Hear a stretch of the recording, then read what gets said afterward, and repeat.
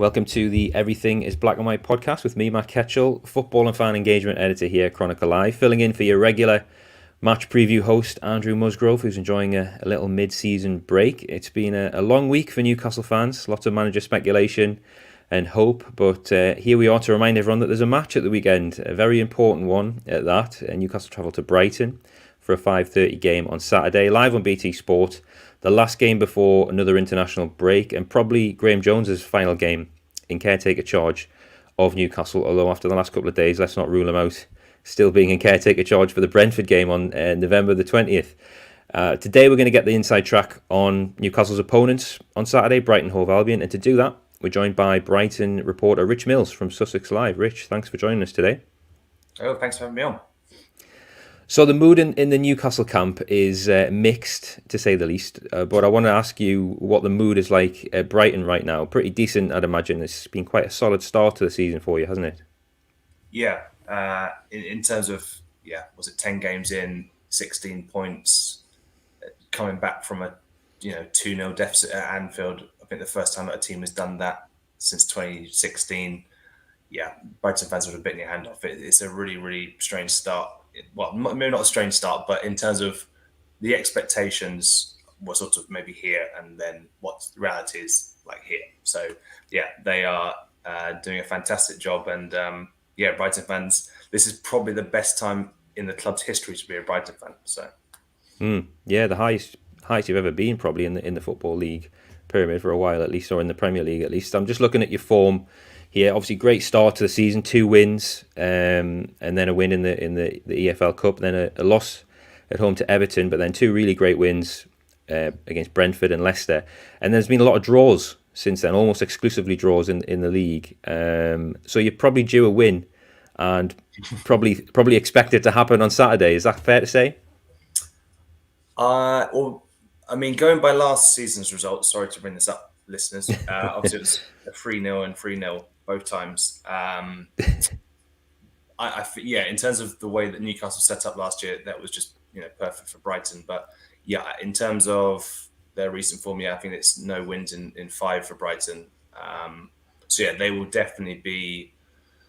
I think expecting a win just in terms of the two teams' current predicaments.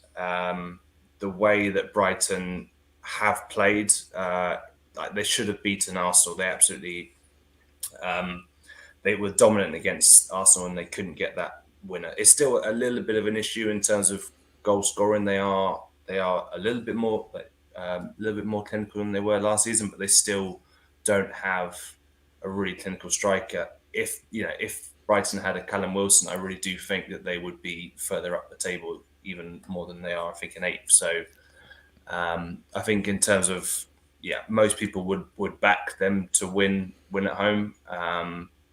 And it might just be by the odd goal. But it should be an interesting one, just in terms of, I think there's a lot of interest about what's going to happen with Newcastle, I think from most teams, because I think there's maybe a feeling that if they can get to January intact, then you've obviously got the backing, and potentially you could just go up like that. So it could really change the dynamic and complexion of the table. So I think, but at the moment, this is definitely a game that Brighton should be winning. But, Newcastle on their day can hurt teams, but not so far this season. Yeah, Newcastle need a manager. Brighton have got a manager, a very good one at that. Let's talk about Graham Potter. His stock seems to rise every game. Do you worry when clubs are in for managers, big clubs like Tottenham and Man United and Newcastle maybe? Does that alarm you when there's movement in the management market? I think it does a little bit. And I think just the fact that his stock keeps on going up. Pep Guardiola said that he was the best English manager in the game. Jurgen Klopp said he has all the makings to be a top-class manager. He's been tipped to be a future England boss. He was linked with Spurs, Newcastle, Everton. I think if he was tempted to go, a lot of things would have to be in place because, for example, he's such a big fan of Brighton owner and chairman Tony Bloom. He has because at the start of the year, literally January, Graham Potter's job was not that secure. Brighton were near the relegation zone. They were really, really struggling. They had lots of chances, but they couldn't. They were called, the kings of expected goals because they couldn't hit a barn door. And now it's sort of the tables are turning. In 10 months, he's gone from being, oh, this is I'm not sure the Potter project is working, to everyone wants a piece of the project. So, but yeah, in terms of I think he would really have to really trust the chairman. He has a very strong policy on developing the youth.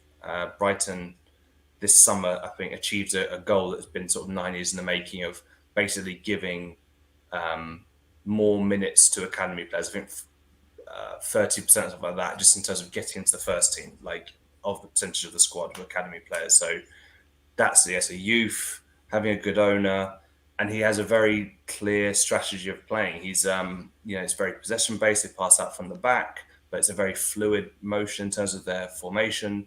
In attack, they're sometimes they have a striker, but then they'll have like strikers who might be going out to wingers, and they'll always press at the front, and then they'll sort of shift and go from like 3 up front to 2 and 1, and so it's just a lot of the time it's very intelligent. They've got a clear ideology, and I think if he did move, there would have to be a very, I think, good structure in place. And for example, at Spurs, I don't know if that would have been tempted to him, just in terms of the managerial merry-go-round there and that sort of thing. So, but yeah, he's definitely, his stock is rising, but I still think that he needs to have a season where he does very well for Brighton before getting a move. So he's finished, I think, 15th and 16th in the league. They've had 41 points each time, which is a record for Brighton in the Premier League. But it was only one more than Chris Hughton, and he was criticised for maybe being too negative football-wise. But yeah, I think if Brighton get into around the top 10, then that'll be a big achievement, and then maybe a springboard to another club. But I still think he has to do a little bit more at Brighton for now. Do you think the Newcastle job would interest him? Does he have a release clause like Unai Emery supposedly had? And is he asked about this in his press conferences? You attend his press conferences. How does he feel this kind of speculation? He pretty much dismisses it every time. I think when the Newcastle one came up and his name was mentioned, he dismissed it as noise. He says, it's part of the 24 media cycle that we live in. He's very, very happy at Brighton. He's got a contract until 2025. From what I understand, there would be a significant buyout package to get him, or compensation to Brighton. And that was, from what I understand, that was apparently not a stumbling block, but that was something that I think some clubs, because Everton and Tottenham were interested, but I don't think they actually made a formal offer to try to bring him in. But yeah, so there might be a little package. But in terms of Newcastle, I mean, just in terms of that, endless pit of money, I mean, you could say that most managers would probably be interested in it. But I think maybe with that ownership, there comes a pressure. And then I'm not sure how patient maybe the owners would be. And I think obviously at Brighton, they've been very patient. And I wouldn't rule it out, but I would say it's a slim chance that he would join Newcastle. But you never know. A criticism of Newcastle's squad is that it hasn't been freshened up enough over the years. There's a lot of players there who helped the club win promotion to the Premier League way back in 2017 now. And I suppose you could say the same at Brighton's. There's a lot of what you might call second-tier players, but they're performing really well, aren't they? Yeah, well, I mean, so yeah, the players that have graduated up would be Lewis Dunk. Brighton fans have they believe that there's a conspiracy against Lewis Dunk in England because they feel that he's one of the best in the Premier League, but he doesn't get called up. So, but yeah, he's a rock solid guy. Solly March has improved quite a lot, and I think both of those two have improved under Potter's tutelage, which I think is something that maybe is not talked about as much as it should. Just the ability of a coach to improve the players that he has, rather than going into the transfer market to make the team better. And then Adam Webster's made the step up from the Championship. he's become a very good defender. Neil Maupay, he's not ever been prolific, but he's been the top scorer for Brighton in the last 2 seasons, and he's scored 4 goals this season. I'd say Brighton's recruitment hasn't always been good. They've had a few flops in there, and they've spent quite a lot of money on Jurgen Lacardia, who's not really done much. I think they spent 59 million on him. Oh, sorry, something like that. And then Alireza Hambach, 17 million, didn't really pay off.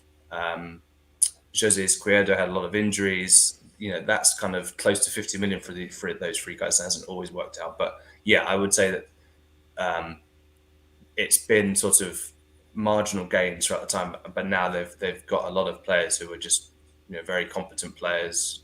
And I'd say just on one final point, one thing that's interesting with Brighton is that their net spend was actually one of the highest. It was definitely in the top 10 for Premier League, because basically they never sold any other players on. It was always, let's buy a player and that's it. There was literally, but what changed was Ben White being sold for 50 million, and also in the last, I guess, year or so, they've had players like Yves Bissouma, Tariq Lamptey, who a lot of interest is for coming towards these players, and that's something that's just never happened before. So they're now being able to develop players that could be sold on for a lot of money. So I think overall, Brighton are definitely going in an upward trajectory.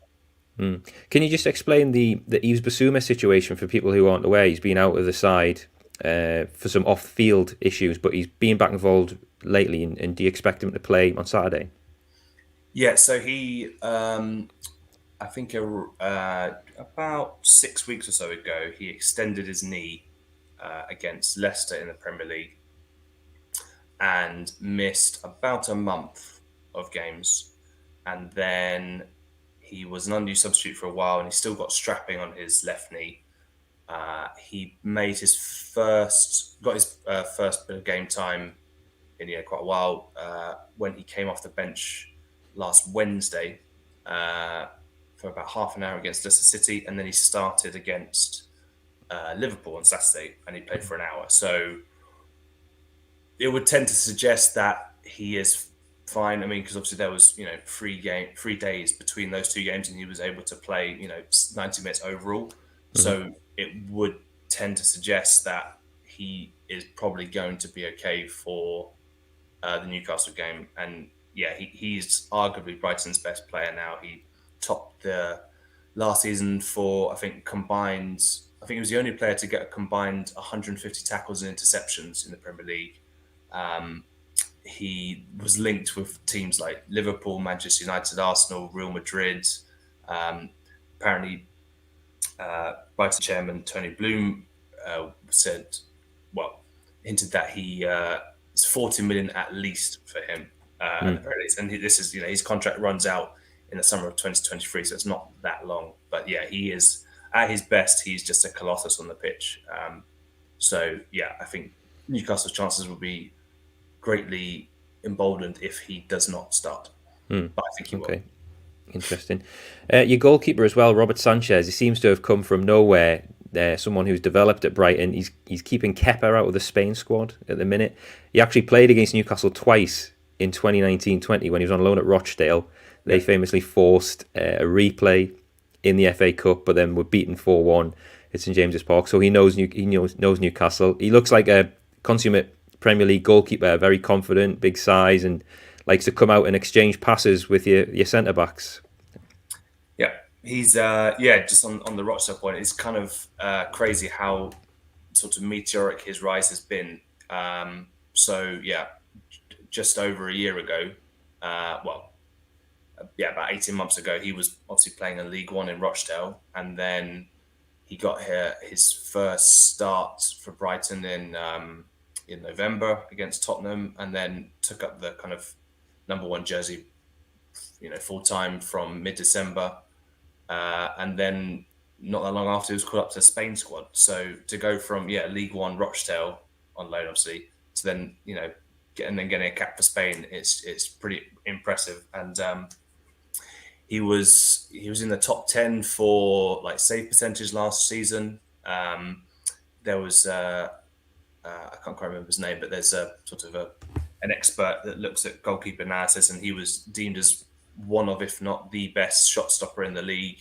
6'5", huge frame, unbelievably athletic. They call him the Panther.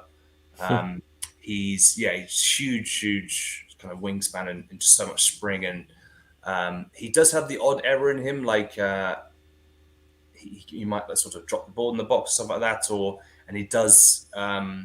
Against Liverpool at the weekend, he got very lucky because he was past the ball in his 6-yard box. He tried to clear it and he was charged down by Mane, but it hit his hand and then went in. So it was a handball, we ruled out. But he does, he's very, very capable with his feet. Loves to, he's really, in terms of actually starting a Brighton move. So Brighton's second goal against Liverpool when they came from 2-0 down, he drilled a 30-yard pass, just kind of skimmed it, off the deck, but beautifully, like kind of raise it in, and then a few moves later they equalise. So he's a really big part of the improvement. I think Jamie Carragher said earlier this season on Monday Night Football that he's actually the difference between Brighton from last season. Brighton at this stage had 9 points from 10 games. They had a guy called Matt Ryan in goal, an Australian keeper who was much smaller at kind of 6 foot compared to 6'5" Sanchez. But in terms of having that, really, if you've got that assured presence behind you, it just lifts the defenders as well, and it just makes the whole kind of unit more secure. He has the odd error, but he's still, he's only 23, he's only 24 soon, I think. He's a definitely exciting prospect. And eligible for England as well, technically, but I think he's very much in with the Spain team at the minute. But moving it on, we've had a little look at the stats. Newcastle have had an average of 37.7% possession across the opening 10 games. That's the lowest in the league. Brighton have the sixth highest possession stat in the league, 54.3%. So I guess that's a window into how this game is going to go, isn't it? A lot of the ball for Brighton. Yes, certainly at home they tend to. Sometimes on the road they have a bit more of a pragmatic approach where they'll sort of pick and choose when to attack and keep the ball. And actually, last season they actually won more matches when they had less of the ball.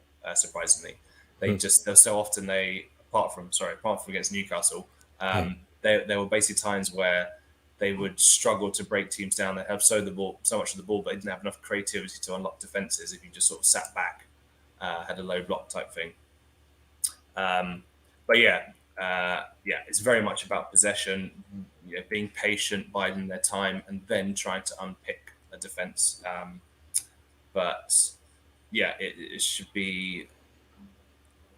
I think they're very close or very similar percentage to Liverpool. At Anfield, possession wise. So they're a very technically gifted team, and that a lot of that is down to Potter because, in the 2018-19 season, they were criticised for being quite dull under Chris Hughton, Brighton fans are absolutely loving the way they play. There's a clear kind of path that they're going down, and they can't get enough of it. The team, Brighton as well, also seem to have quite strong second halves. Is that a Potter thing, a fitness thing? Because Newcastle fans, some of them have voiced concerns about the fitness of the squad, and after an hour, tiredness seems to creep in. Brighton, the opposite seems to happen. They seem to have better second periods in games. Yeah, that's a really good point. On the first game of the season, they were pretty out of sorts against Burnley. They went 1-0 down. They conceded in the first few minutes, but then in the second half, they scored 2 goals and came back to win. A lot of it is down to Graham Potter's done some really good timely substitutions, whereas last year it was a bit haphazardous and he was accused of sort of over-tinkering and changing too much between each match, whereas I think this season he's generally got a pretty settled starting 11 with the odd 1 or 2 changes. There were some times when he would make 6 changes from one week to the next, which really baffled some fans. But in terms of the Burnley game, they scored a 90th minute winner against Brentford. They scored a 95th minute equaliser against Crystal Palace. They scored against Liverpool. They won the second half 1-0. Against Man City, it was 1-1 obviously they lost the first half 3-0 in the 4-1 loss. But they it's a good point. Yeah, they seem to be very fit at the moment. They seem to sort of have their charge at the right moment. I guess if you put your horse in, just kind of they have a little spurt at the end. Yes, they definitely seem to have no fitness issues, I guess you could say.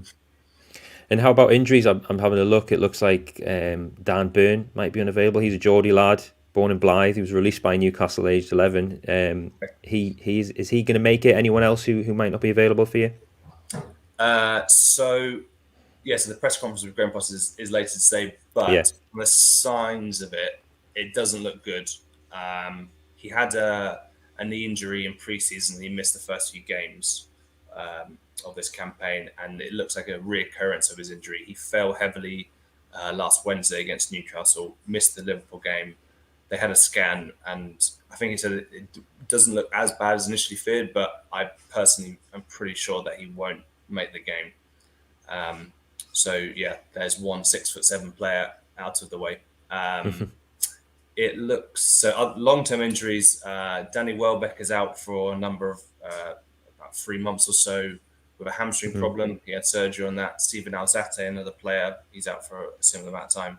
I think Welbeck scored actually in the last time these two teams met. So a little factor there. And then in terms of so Basuma is probably a yes. Adam Webster is he's coming back from a hamstring problem. He played about an hour last week against Leicester. He should be in the squad. Other than that, that's the kind of the main three. So Dan Burn, Welbeck, and Alzate are the three guys that are out. And how do you think Brighton will set up in terms of formation and style of approach to this game? So one thing that they do like to do is 3 centre backs. Usually Lewis Dunk.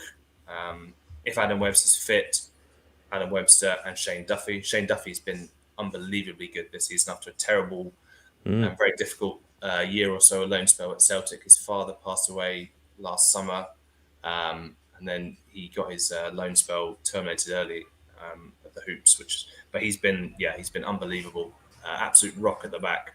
So those three, and then they have usually have 2 wing backs.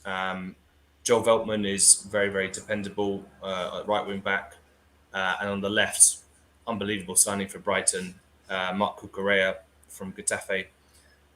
He looks a little bit like Sideshow Bob from Simpsons, kind of the big curly hair. He's very, very good on the left, but there's a chance that Tarek Lamptey could potentially start. He's been out he was out for 10 months with a hamstring injury, and he's sort of been drip-feeded back in. He played the last, I think, half an hour against Liverpool and gave Andy Robertson nightmares. So there's a chance that he could start, but I reckon he will still probably come off the bench. So 3 centre-backs, the wing-back, and then Basuma, if he's fit, will start kind of number 6, holding midfield, box-to-box kind of role. Ahead of them, or ahead of him, I think Adam Lallana is doing very well this season. And then maybe someone like Alexis McAllister or Pascal Gross. Leandro Trossard was fantastic as a false 9 last weekend, but I think personally that Neil Moka will be brought back into the side as the kind of striker up top. And then just trying to think who else there. They've got a lot of Brighton have got in terms of their strongest area midfield. They've got a lot of good options. Jakob Moder could potentially play as well. But I think in terms of 3 at the back, wing backs, pack the midfield, and then probably 1 striker up front. With Trossard sort of a winger / number 10 who kind of roams about a lot. But they're quite fluid in how they move. But that's how I reckon they will set up. Okay, so that's the team. Let me cut to the chase. How did Newcastle beat Brighton on Saturday? Sorry, there's just been some people doing some roadworks outside. Oh, that's a convenient way to dodge my killer question there. We need some intel here. You're cutting up. So how they beat? So I reckon one thing that worked well for Everton this season when they beat them 2-0 at the Amex was they used their wingers very well. So Damari Gray and Townsend, they were they were roaming about quite a lot, but they were just very direct wingers, and they just took on the kind of defenders and really stretched Brighton at the back. I think wingers might be the way to go. The kind of, if you can also get pace running at the back three, so if you have Adam Webster, who's 6'3", Lewis Dunk 6'4", Shane Duffy 6'4", none of those guys are rapid. They're very technically able, big strong guys, but not the quickest. So maybe if you get quick guys run with them, and every now and again Brighton still can sort of concede from set pieces, but I think if you press them high, you can maybe press them into mistakes. Man City did that. Obviously, Man City are different gravy, but they had such a high press in the first half, and that really prevented Brighton from playing out well. So they would push them so far back, almost into their box when they're passing out. Then they try to play it forward, and then a City player would intercept the ball, and then they would So there was, if you press them high enough, you can force mistakes. It's obviously and Newcastle, they definitely do have the players to do it. So Maximin, I rate him so highly. I think he's absolutely brilliant. On his day, I think he can almost tear teams apart single-handedly. So Brighton are obviously a very strong very resolute team, but they can be got at. Everton showed that they weren't particularly good against Norwich. That's the problem that Brighton had last season. They just couldn't beat the teams around them in the table. They lost and drew to Sheffield United, who got relegated. They lost and drew to West Brom, who got relegated. They drew 0-0 with Fulham. They really struggled to beat the teams around them. So it's definitely not a foregone conclusion that they can beat them. So there's 100% a chance for Newcastle. Interesting. Yeah, I mean, obviously Newcastle don't press like Man City. Callum Wilson does like to press, but whether or not he has the personnel in and around him to join, that's key, I think, to it. And I think Sir Maximum will definitely start the game, but maybe if Brighton have a weakness against speed, it might bring Willock and Almiron back into the starting lineup. They haven't started the last few games, so perhaps we'll see Willock and Almiron in a bid to press Brighton's defence into some mistakes. We'll see. Can I get a prediction from you, Richie, for how you think it might go on Saturday evening?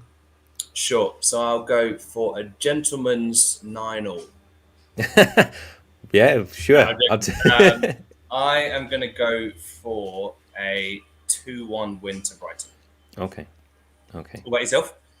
I think the best Newcastle could hope for is a draw. It'll be interesting to see how Graeme Jones sets up because he's gone very cautious for the games he's been in charge. Crystal Palace and obviously Chelsea.